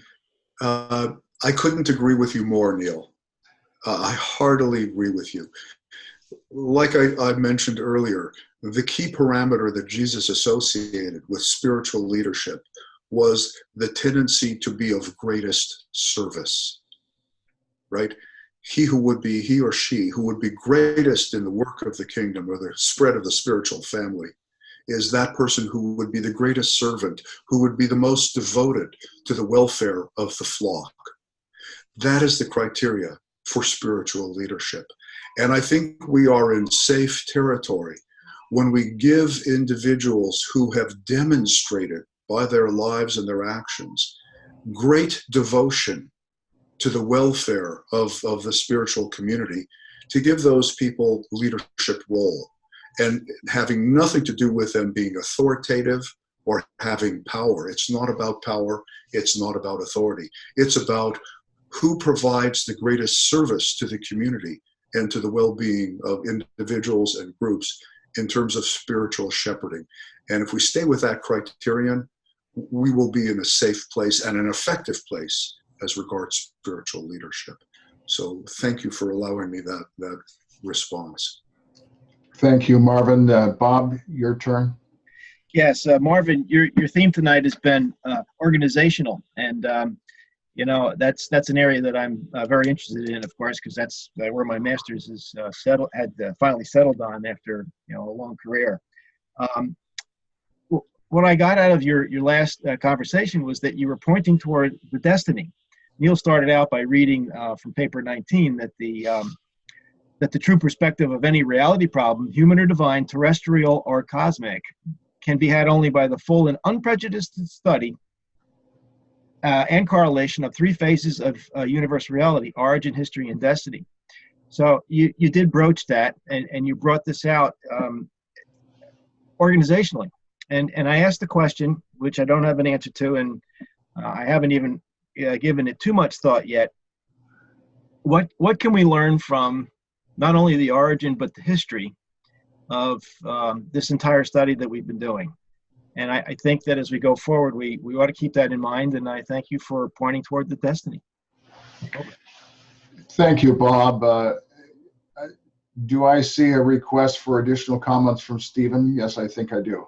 Okay. Just a short contribution. I hope you can hear me. My wife's using the weed whacker outside. But I think that one factor that may be inhibiting the movement's ability to embrace spiritual leadership is that I think there's a confusion and a conflation between the idea of and the practice of religion as an individual phenomenon, individual religion versus personal religion. Individual religion, and I had this conversation with Charles a few weeks ago, individuality is essentially atomistic.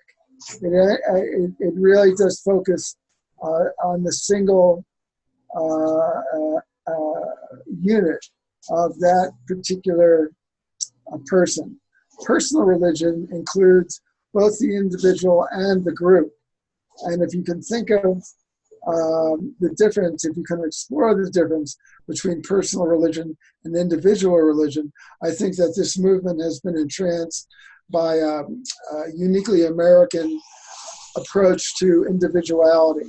And when we think of a religion as an individual phenomenon, that is going to prejudice us against any idea of leadership, because individuality is what's that term? If somebody else is leading me, then I'm losing authority. If somebody else is gaining authority over me, I am losing authority. That's an individualistic approach. Zero sum. It's a zero sum. Thank you. It's a zero sum. So to really embrace the idea of personal religion, that is a much more productive way of letting people integrate the idea of personal and group, or individual and group. So we're living under a real impediment, especially in this country, when we conceive of the Urantia book as promoting individual spirituality or individual religion. Doreen, do you want to come in? Oh yeah, I'm very brief as always. I just want to say, I appreciate the last two speakers, Marvin and of course, Stephen.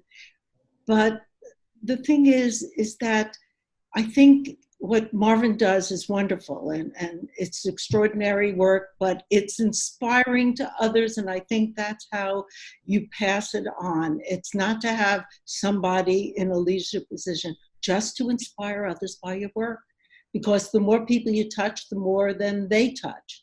And to me, it's catching. It's like love, that love is contagious. And that's all I wanted to say. Thank you, it was great. I'd love to have a discussion about all that. Well, Doreen, I think as far as I can tell, all of us would agree on the human desire to catch love one way or another. So on that note, I think I really would like to draw a line and proceed on to the next part of the discussion that will lead to considering my new essay, Living the Real Religion of Jesus. Now, before I do that, I think it would be helpful to create a minor context from the Urantia book, because I believe that our webinars and indeed the Urantia book as a phenomenon fit into the situation of society being in a period of crisis that the author of paper 99 of Melchizedek identifies in section 1 of that paper. And so now I would like to ask someone to read the first 3 paragraphs in section 1 of paper 99. George, are you able to do that? Sure. First 3 paragraphs, paper 99? Of section 1 in paper 99. Section 1, okay. Mechanical inventions and the dissemination of knowledge are modifying civilization. Certain economic adjustments and social changes are imperative if cultural disaster is to be avoided. This new and oncoming social order will not settle down complacently for a millennium. The human race must become reconciled to a procession of changes, adjustments, and readjustments. Mankind is on the march toward a new and unrevealed planetary destiny. Religion must become a forceful influence for moral stability and spiritual progression, functioning dynamically in the midst of these ever-changing conditions and never-ending economic adjustments. The Urantia Society can never hope to settle down as in past ages. The social ship has steamed out of the sheltered bays of established tradition and has begun its cruise upon the high seas of evolutionary destiny. And the soul of man, as never before in the world's history, needs carefully to scrutinize its charts of morality and painstakingly to observe the compass of religious guidance. The paramount mission of religion as a social influence is to stabilize the ideals of mankind during these dangerous times of transition from one phase of civilization to another, from one level of culture to another. Thank you for reading that, George. I have introduced these thoughts because, to me at least, these paragraphs supply a general explanation of the situation that the revelators were facing as a whole. These are comments by Melchizedek. But in addressing their task of providing us the fifth epochal revelation, they had to deal with this situation of extremely rapid transition and perhaps even a spiritual and cultural emergency. Strictly as a matter of logic, if the revelators had been satisfied with the traditions of humanity in a general sense, religious, cultural, and every other element, then they need not have devoted so much effort to providing the Urantia book. If you turn that around in the other direction, the fact that they went to this effort means that they were not satisfied. In fact, that they were indeed worried. And the 3 paragraphs that the Melchizedek wrote in this context that George read established that they were worried. So humanity as a whole has an issue that we need to address. It is an issue of massive transition on a very rapid basis, and a readjustment and a reaffirming of the role of religion in helping human beings to address these changes. Now, let me then turn to the context of our discussion in these webinars as a whole. I wrote Revelation Revealed in the year 2015 and the year 2016 as a way, in my intention, of calling greater attention to aspects of the Urantia book that I felt had not been attended to, had not been emphasized enough. Topic 8 is as follows: comparing and contrasting the true teachings of Jesus with the traditional tenets and practices of organized institutional Christianity. So I emphasized by looking at that sentence that it is not our task to analyze Christianity. Our task is to compare and contrast the true teachings of Jesus with these practices of Christianity. That's a different question. If we were just going to analyze Christianity as a whole, we would be proceeding in other ways. But the question is, how can we associate, how can we contrast, how can we compare the true teachings of Jesus with the traditions and practices of organized institutional Christianity? A rather different matter. And I have noted comments, especially last week by the colleague who is not with us today, that he felt we had neglected the spiritual content of Christianity. Perhaps there are reasons to think that. But our task is to compare the true teachings of Jesus with what has happened in Christianity for the last 2,000 years. Now, if we go back to the wording of the portion of Revelation Revealed that we have been dealing with and we will continue to deal with later, I submit to you that starting on page 109 of Revelation Revealed, there are a series of headings that go through different elements related to Christianity, and we've been discussing several of them so far. The first element was a religion about Jesus instead of the religion of Jesus. The second element, the atonement. The third element, doctrines and creeds. The fourth element, special status for the clergy. And in connection with that, as we have just concluded, there was a great deal to talk about in terms of authority and structure. We will next, after the interval devoted to my new essay, Living the Real Religion of Jesus, go on to another element, monasticism. And I think there will be quite a few positive comments to be made about monasticism, along with some reservations. Then the second-class status of women, the emphasis on celibacy, reverence for saints and for objects believed to be sacred, quote, a personal relationship with Jesus Christ, unquote, social ministry and charitable activities, and the final element in this series, intense respect for Scripture.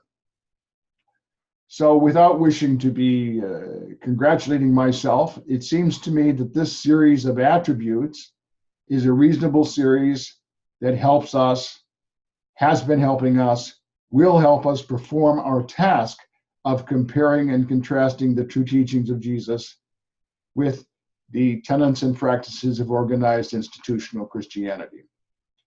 And if now I can give a sort of a mega comment, the fact that we were doing this starts with the premise that the true teachings of Jesus have not been implemented. I think that's intuitively obvious. They have not been implemented in the world. And the issue that we have been discussing from time to time about destiny has to do with the question of when the true teachings of Jesus will be implemented in the world. Probably not in our generation. In fact, I think it's very unlikely that any of us would argue that it will be implemented. These true teachings will be implemented in our world in our lifetimes.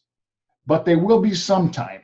And the midwayers assure us that these teachings have spiritual power and will eventually stimulate humanity. So that is part of our discussion. That is certainly an element that we will continue for quite a while, and it is an element that is inherent in my essay, Living the Real Religion of Jesus. It concludes with questions about timing and the sequence of events, which are largely an invitation to speculate, and they must be, because the underlying reality is that we're talking about the future and no one knows. There was a rather humorous remark ascribed to the baseball manager Yogi Berra, who said, "It is very difficult to make predictions, especially about the future." So that is an issue that we have to face, but we're going to do our best. Now, as I explained in the introduction to the webinar that I circulated as a message, I was concerned at the net trend of discussion during phases 1 through 3 of this series of webinars that we were losing sight of the real teachings of Jesus, the real religion of Jesus. And that in fact, the introductory pages in the text of topic 8 did not establish a clear baseline, a spiritual baseline that we could associate with the real religion of Jesus. Even though there had been the previous topic devoted to personal individual religion, and even though I hoped that these ideas would largely carry forward, they did not, at least not to the degree that I hoped would happen. And so I spent a considerable amount of time after phase 3 ended writing this essay of 18 pages. I think even though I do not anticipate complete agreement from any of you, even though I anticipate a very vigorous discussion of this new document, it does embody important aspects of the spiritual challenge that we as human beings and that we, humanity, do face. It was my earnest effort to try to portray the best I could the real religion of Jesus, the true teachings of Jesus, and it includes many elements that will undoubtedly be controversial, but I welcome that. As before, as we have always carried on, the discussion in these webinars is a matter of pluralism and diversity. We are not looking for a lowest common denominator. We are not trying to get anyone of you or all of you to sign on to some set of agreed principles. In writing the essay, obviously, I had to incorporate my own point of view.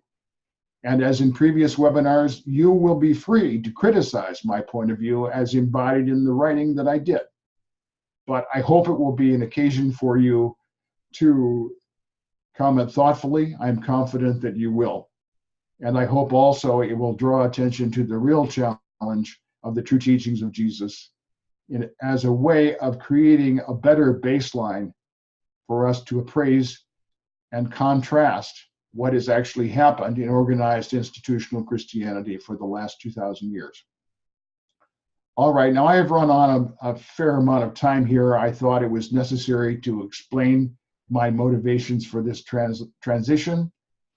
And I realize that there are undoubtedly aspects of what I have just said from my personal viewpoint that some of you may differ with. You have a right to differ. I will not proceed for a round of inquiries to each of you, but I will offer the opportunity to anyone who wishes to comment on anything I said or to put forward different views from your own perspective. If any of you wishes to do that, please signify.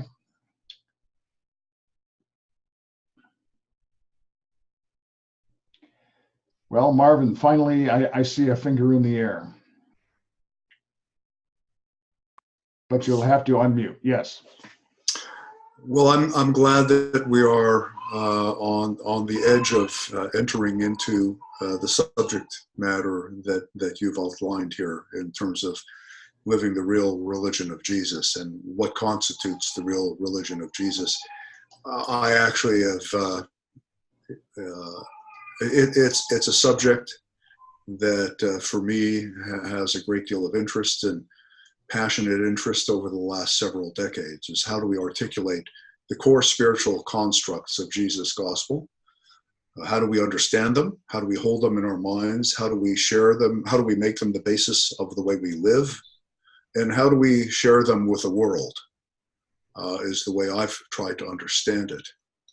And I've been patient and participative in the conversations thus far, but they, for me, have really focused on peripheral and not particularly consequential subjects.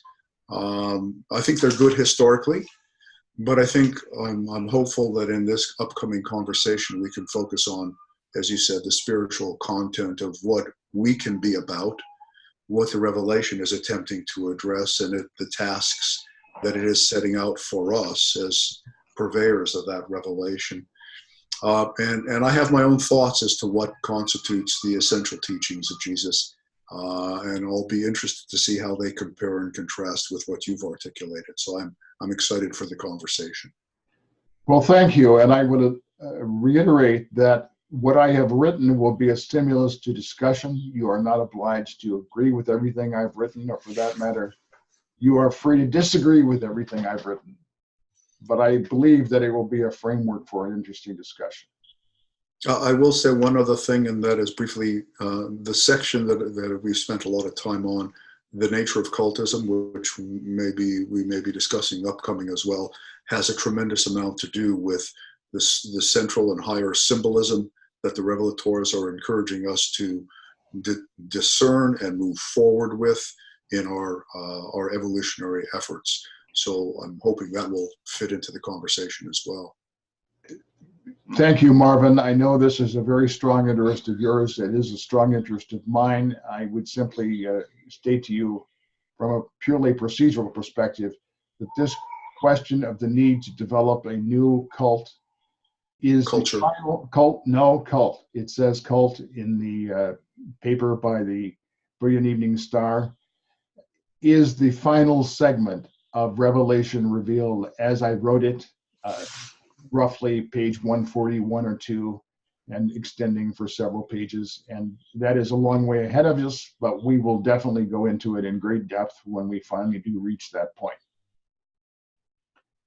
All right, now I would like to proceed to our document for the sake of the viewers. I remind you. I think Doreen actually had her hand up. Did you wish to add, Doreen? Oh, I could pass. I was just more or less going to follow what Marvin said. And for me, it's the same as Marvin said, only the fact that when I told you that all the stuff that you had given us about the history and the church, and it had no appeal to me, but it was quite interesting to discover things that I had not known, the history. So it did give me a basis, to compare, and that's for sure. But there is nothing like personal revealed religion.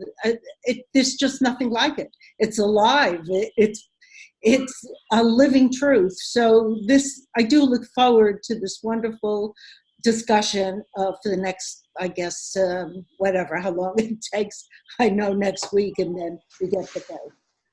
I agree with you that I don't know how long it takes either. We will devote as much time as the group wants to devote. I would say that if we look at 18 pages, which is how long the essay is, my tentative estimate is that we have enough material for at least 5 or 6 webinars, maybe more than that. And certainly it will go well beyond the conclusion of the current phase of our webinars, which will occur next week.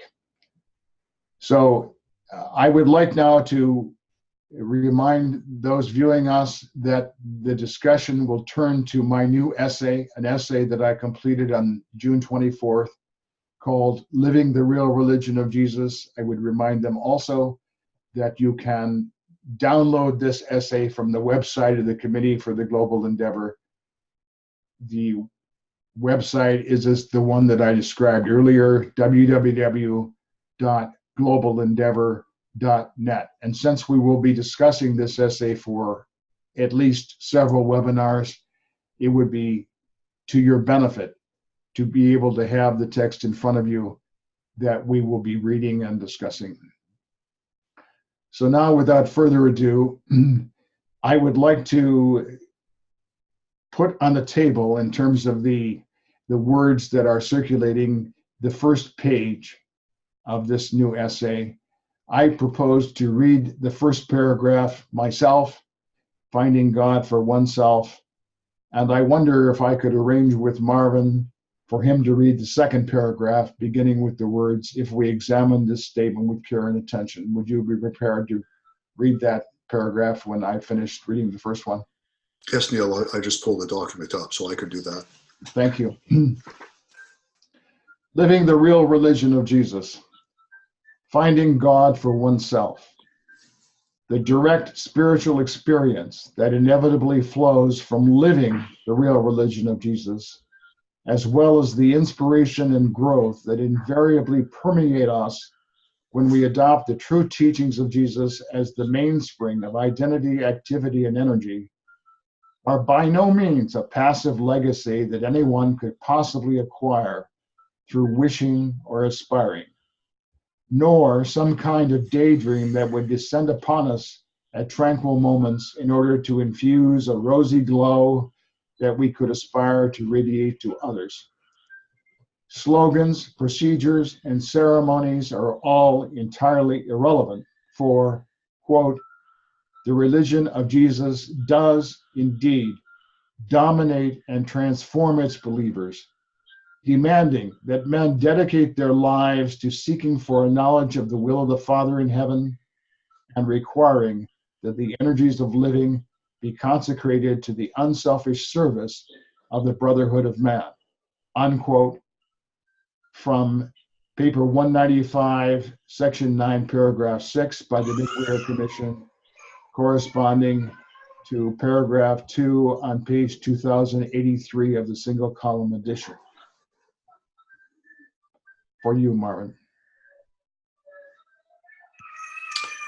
If we examine this statement with care and attention, it becomes exceedingly clear that the real religion of Jesus most emphatically includes belief, but that this sincere belief by itself neither circumscribes nor constrains the dynamic reality, the intense mobilization, the whole personality commitment that the true teachings of Jesus call forth and require. After all, quote, "seeking for a knowledge of the will of the Father in heaven," end quote, is not just a process of analysis, inference, or contemplation, For the will of the Father inevitably and intrinsically immerses us in a social context, active association and engagement with many other human beings who, like us, also have obligations to God the Mother, the Supreme Being, the sum and synthesis of emerging finite perfection, which it is our privilege to join in fostering. Further, the task of consecrating the energies of living, quote, to the unselfish service of the brotherhood of man, unquote, is not an abstraction that enjoins us to invent an intellectual paradigm. During Jesus' second discourse on religion, he declared. Thank you. I would like to stop. We will read the quotations later, but I would like to inquire about elements of these two paragraphs that I think are a commonality. It seems to me, and I certainly was trying to convey the idea that thinking is not the whole question, that belief is not the whole question. We are talking about activity, and we are talking about activity that encompasses many other human beings and the entire fate of our planet Urantia, not simply some kind of set of theories or doctrine, not some kind of process of conformity to views of others and so on, but active engagement. So I wonder if anyone would like to comment on those aspects that I have highlighted, and you of course are free to comment on anything else in these two paragraphs that attracts your attention. Go ahead, Marvin.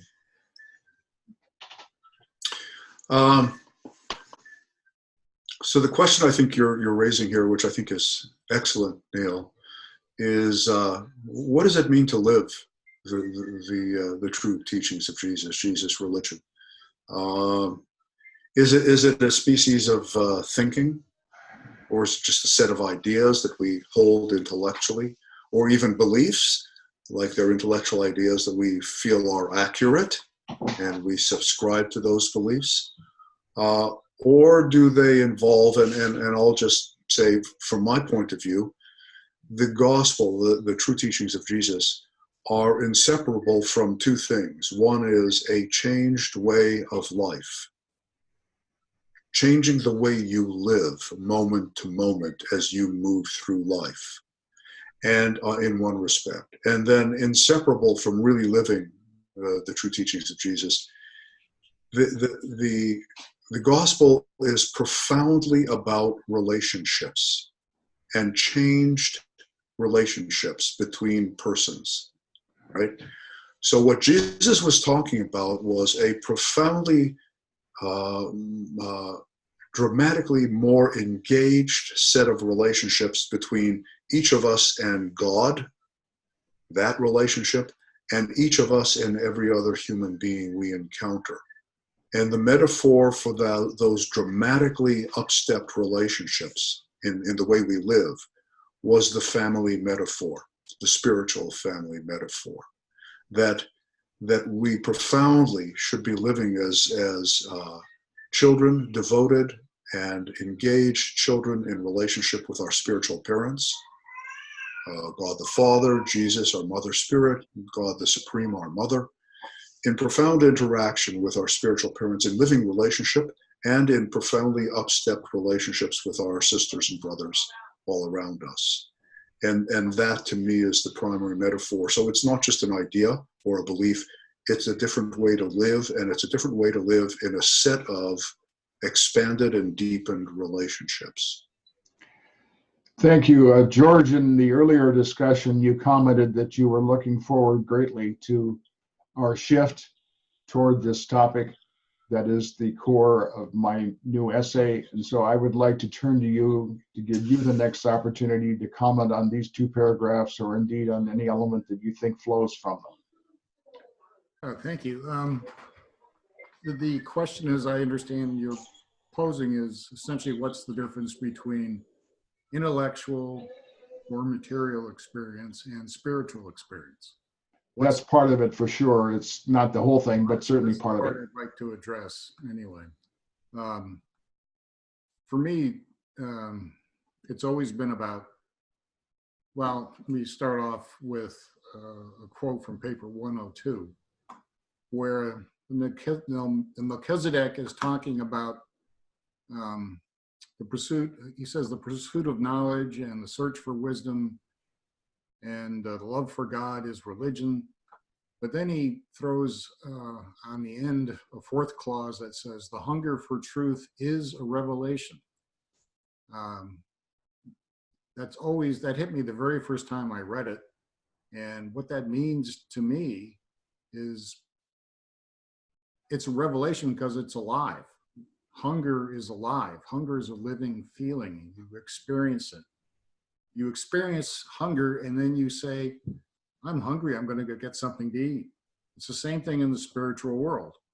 So that's a real spiritual experience that comes from the Spirit of God indwelling us. So it's always, when I finally understood what that sentence meant, I finally stepped out of my intellectual box. Thank you. I feel that you've identified a very important part. Just to follow up with you briefly, I don't believe you're implying that we should cease to think, but you're implying that thinking should not be the outer parameter of what the religion means. My point is more along the lines of you have to have sufficient motivation to find God. You don't just turn over a book and find God. There has to be sufficient motivation. And the motivation that will always get you there is the search for truth. Everyone who finds God begins as a truth seeker. People who don't seek truth never find God because they're not looking for him. So, I mean, and you can't just say, oh, I think I'll go out and find God tomorrow. It's a lifelong commitment. And the whole time, the way you find God is by continuing to feed your hunger for truth. A lot of people don't pay attention to the hunger that's in them. And so it withers. You know, it's like with anorexia. If you don't eat long enough, you lose your appetite.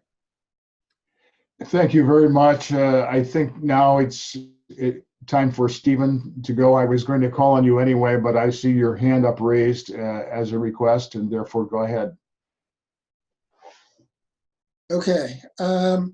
So, I mean, this is very eloquently written, and I'm in great sympathy with it. But as usual, I'm going to put on my critique hat and start there. My alarm bells went off in the first 4 words. Finding God for oneself. This goes back to what I was saying a few minutes ago about seeing religion and seeing spirituality as a individual phenomenon. It's very dangerous in my mind and very counterproductive. I would rather see that phrase I would replace that with finding God in the other. Finding God as the other. That refers back to what Marvin was accentuating about relationship. Religion, spirituality exists foremost and primarily as relationship with the other, as in service with the other. Finding God for oneself, I think, is a dangerous way to start this paper. Later on in that paragraph, you mentioned, I think, was what a corollary of that way of thinking is. Slogans, procedures, and ceremonies are all entirely irrelevant. That goes against what the book says about spiritual culture or spiritual cult. Slogans, procedures, and ceremonies are not irrelevant. They're absolutely integral in the creation of spiritual culture. The book talks about slogans specifically. It talks about symbolical procedures or symbolical activities, group activities, and ceremonies. So I would have to disagree. But if you're looking at religion as an individual phenomenon, yes, then slogans, procedures, and ceremonies are irrelevant. But I don't think that's accurate to what the book talks about as a spiritual culture or group religion. I think we're still stuck in this idea that spirituality is primarily or originally or initially an individual effort, and then we have the fruits of the Spirit, which are expressed in the social context. No, I really believe it's the opposite, that we find God in the social context, we find God as our social context, and then we grow as individuals spiritually. So I would like to reverse that emphasis and put the emphasis on group spirituality as being primary, on relationality as being primary, as family being primary, and then, and only then, do we grow spiritually as individuals. So I would just like to submit that as my contribution. Thank you. I would say that, in effect, there is a substantial part of the wording of the second paragraph that largely fulfills your desire. The middle of that paragraph states that seeking for a knowledge of the will of the Father in heaven is not just a process of analysis, inference, or contemplation. And then it goes on to talk about active association and engagement with many other human beings. And so I think that context in the middle of the second paragraph is not exactly what you have in mind, but at least it partly fulfills the goal that you were seeking to express, in my opinion. Doreen, your turn. Okay, well, it's so meaty. There's so much to talk about. I don't know where to begin, but only I'm not totally in agreement with anyone or not in agreement. It's so individual. Finding God for oneself is absolutely necessary because it's so personal and mysterious, and God created us in a certain way. He created the adversity, right? It was intentional. It was designed so that we seek for Him. He gave us the circuitry so that the spirit gravity pulls us into the direction to find Him. I cannot go out into a crowd and be spiritually fragrant unless it comes directly from the source of spirituality. But for me, having no religion and having vacancy inside and desperation and so much adversity, I had to find a reason to live. And this is personal. It's not something you ever discuss with another human being, nor anybody who's interested. So it was a wonderful thing that I began that way. And I mean, when I was just 36 years old. And as a young person, and you never know, what do, when there is such a desire for love and understanding and reason for living. What do you do to create something in your mind? And that's where I began. So it was totally personal. I created a being in my mind, never heard the word God, didn't know anything about God or religion, had nothing to do with it. But little did I know I was establishing a relationship. And I established that relationship up to this day. And until I found the Urantia book, did I realize that that being I was talking to for most of my young years was exactly the way you're supposed to find God, not through somebody else, but through the relationship, the two of us. And I was able to pour out my heart. And and then you develop something real happens. It's not, you're right, it's absolutely has nothing to do with intellectuality, but through your mind and your desire and your soul is aching for meaning, for existence, because you can't make, any sense of the world around us, especially as a child, was the best thing that ever happened to me. Because it drew me and drew me and drew me in closer connection with my Creator. And doesn't matter to me who He is or what you call Him. He's as real in life. And what happens, and I could just go quickly over this, it changes you as a human being. It opens up your insight. Remember, insight. The book talks about insight, to create, the creative imagination. You create the reality you want to live in. And then if it is God's will, it will happen. So I will tell you that God has fulfilled, and not Jesus, because I didn't know Jesus until the Urantia book, but God has fulfilled every single thing that my heart desired, my soul yearned for in my life. And it is to me an enormous understanding of the universe and how it operates.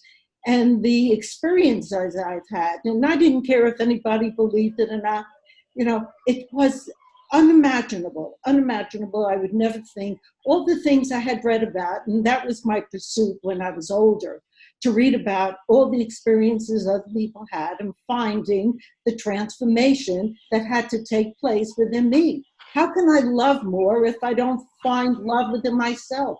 And where does love come from? It comes from the source of love. So that God gave that to me. It helped me to find it, to let go of the imperfections and reflecting your own self, all the things that, are not enhancing you to grow. I don't want to prolong anything because there's so much to talk about, but it is the most extraordinary experience anyone has. And you cannot convince, them. And when they come to a group, and of course, as Marvin also knows, the work is out there. And you're not drawn to do it just because it's an intellectual thing. It is the spirit driving force that actually brings not only people to you, but the recognition of God in others. I could not recognize God in others if I didn't recognize it in myself.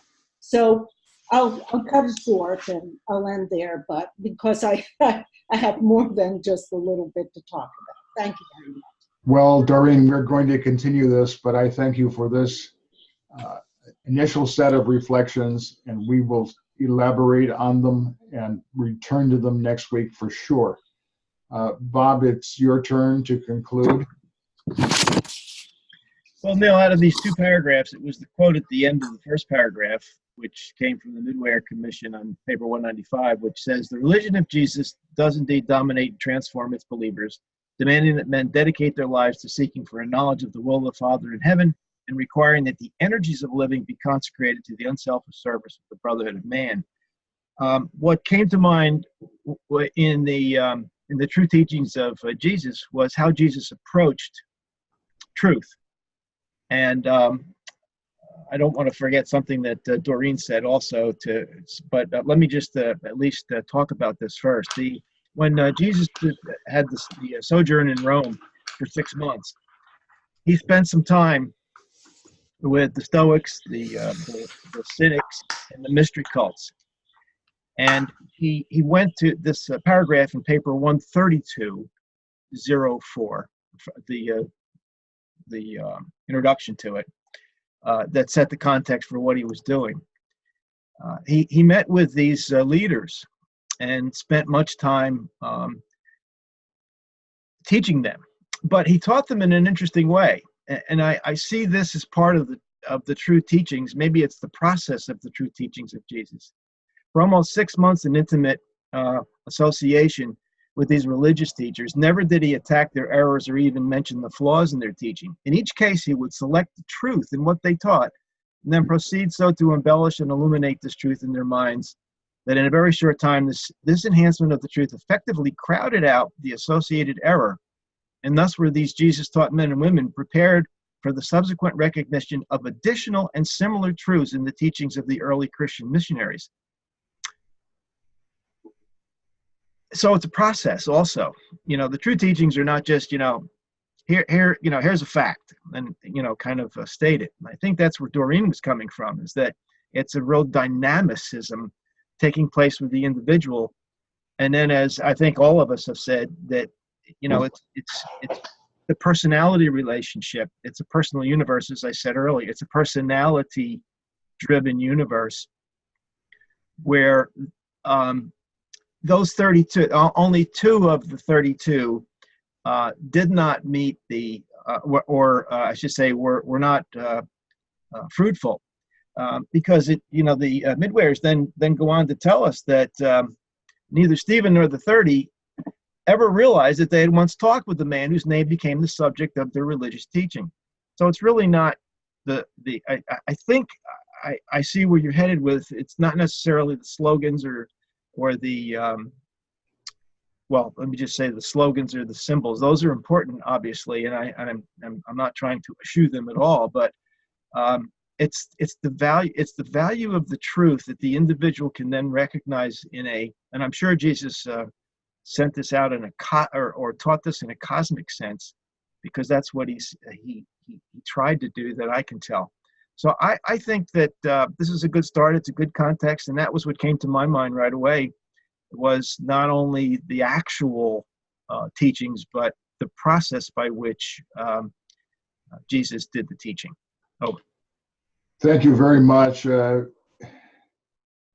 Marvin, you are living up to your reputation for wanting to have the last word, or at least the opportunity to comment on something that someone else said. And so I will humor you once again. Thank you, Neil. I want to build a little on something Stephen articulated. I think there's a false dichotomy that you have to watch out for, and that is that culture and a spiritual culture is basically a typical or ongoing way of doing things that has repetitive value. So it's our spiritual habit structure, right? And so when they talk about a cult or a culture, a spiritual culture, and their term for they define that term as a technique for cultural manifestation. That's what they mean by the term cult, a technique for cultural manifestation. And in that section, they make two statements. They say, but a cult or a spiritual culture, a symbolism of rituals, slogans, or goals will not function if it is too complex. So that's one statement they make, but they make another statement that's very interesting that speaks to the false dichotomy of individual over and against group function. Because what they imply is that this culture, this spiritual culture that we need to cultivate in a sense, or grow in our experience, is relevant both for the individual and for group function. So the statement they make, and this is a quote just in the paragraph up above, it's the second to last paragraph in that section on the nature of cultism. They say, again, the new symbolism must not only be significant for the group, but also meaningful to the individual. The forms of any serviceable symbolism must be those which the individual can carry out on his own initiative and which he can also enjoy with his fellows. So the point here is that culture is something that we can have a personal spiritual culture. That is the way we enhance our own personal spiritual lives. It's our personal practices. And we can have cultural expression or participation in groups. It's relevant on both levels, both for the individual and for the group. I just felt that was important to fold into our conversation. Well, thank you, Marvin. I think I will fold those comments into my culture as the moderator and declare that we have now reached the conclusion of our very interesting discussion today. I thank you all. We will certainly continue next week, starting with the intriguing quotation from the words of Jesus that appears at the bottom of the first page of my new essay. And I do have concluding remarks for Bob in the culture of an administrator. I need to hear from you about the procedural issues we were dealing with as we launched our discussion today. Thank you very much, ladies and gentlemen.